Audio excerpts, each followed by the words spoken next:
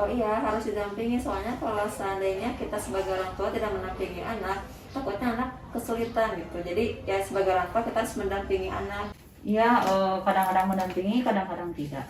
Karena saya terkadang pergi keluar untuk mengajar juga, ada kerjaan gitu. Ya, sama itu aja selama saya bisa didampingi. Kalau kendala sih banyak. Kadang yang pertama mungkin bisa dari kita kuota belajarnya, atau mungkin dari kadang sinyalnya sedang gangguan. Kadang kalau HP-nya cuma satu, kadang suka rebutan sama yang lain gitu kan. Jadi itu tuh beberapa kendala yang kadang bikin ibunya pusing juga sih sebenarnya gitu. Sangat-sangat kurang menyenangkan gitu ya untuk diadakannya belajar daring di rumah. Satu, untuk si anak juga merasa kejenuhan, dan juga untuk orang tuanya itu sama saja seperti itu.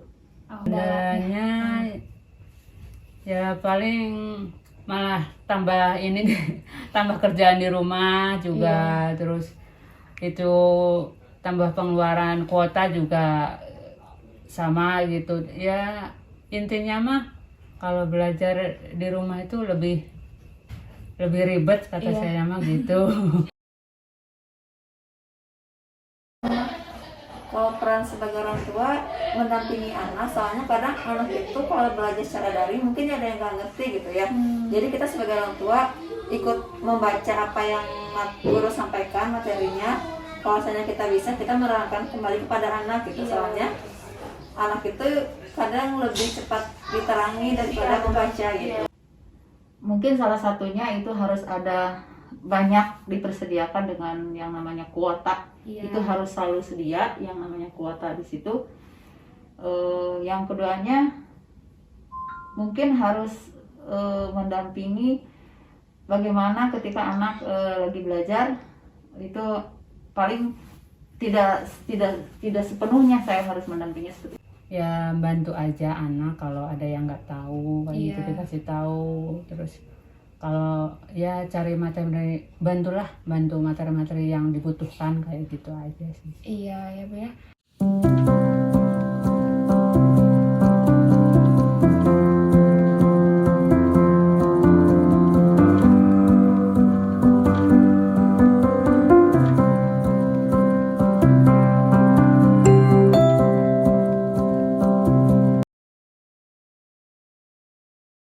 Pembelajaran mungkin sekarang sedang masa pandemi, jadi pembelajarannya tidak seperti normal pada biasanya. Jadi masa pandemi ini ada penyesuaian melalui pembelajaran secara daring dalam jaringan atau online. Jadi meskipun ada pembelajaran tatap muka atau di kelas, tapi sebagian besar kita pembelajarannya secara online. Jadi sebagian besar masih daring ya Pak ya? Ya, daring. Yang paling susah itu adalah memastikan bahwa anak-anak sudah paham dengan apa yang saya sampaikan. Terutama kan apalagi kalau kelas rendah itu butuh bimbingan secara langsung ya lebih tepatnya. Jadi agak kesulitan sih untuk menyampaikan materi dan memastikan bahwa anak-anak itu bisa sampaikan. Persiapannya karena pembelajarannya lebih banyak menggunakan secara online, jadi kita menggunakan medianya bisa melalui Zoom meeting atau WhatsApp group. Jadi persiapannya itu kita mula-mula menyediakan jaringan, kemudian untuk medianya menggunakan laptop atau HP. Sudah pasti lihat dari silabus. Silabus itu udah yang paling pertama. Kalau bisa kita baru lihat buku paketnya, kira-kira apa aja yang harus diinginnya. Peraturan promes juga pasti harus dilihat. Setelah itu baru mempersiapkan medianya, entah itu menggunakan video, gambar, atau apapun. Mengetahui siswa telah memahami suatu suatu materi yang diberikan biasanya diberikan suatu evaluasi di akhirnya gitu, atau ulangan seperti itu. Oh iya iya. Ulangan harian atau ujian. Setiap pertemuan itu pasti selalu ada tasnya. Jadi kayak semacam evaluasi lagi. Nah, kita kan udah ngasih materinya nih, entah itu berupa video atau gambar. Nah, habis itu kita kasih evaluasi. Kalau misalnya memang siswanya sudah paham, pasti bisa mengerjakan evaluasinya.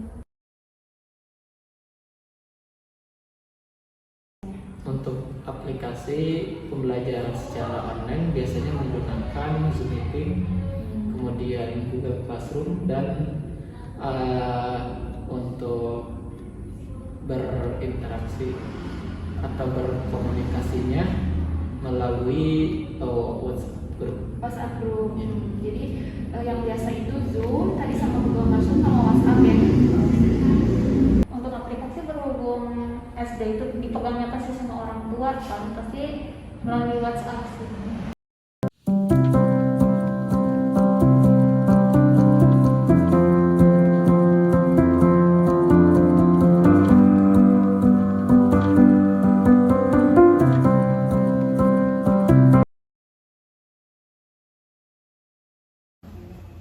Sangat berpengaruh ya, penghasilannya cenderung berkurang soalnya orang-orang kan lebih memilih membeli bahan-bahan pokok gitu. Oh iya. Seperti itu. Paling penurunan omset sama ya sama pelanggan kadang-kadang kan biasanya hari-hari biasa banyak, cuman sekarang mah agak berkurang, agak ada pengurangan.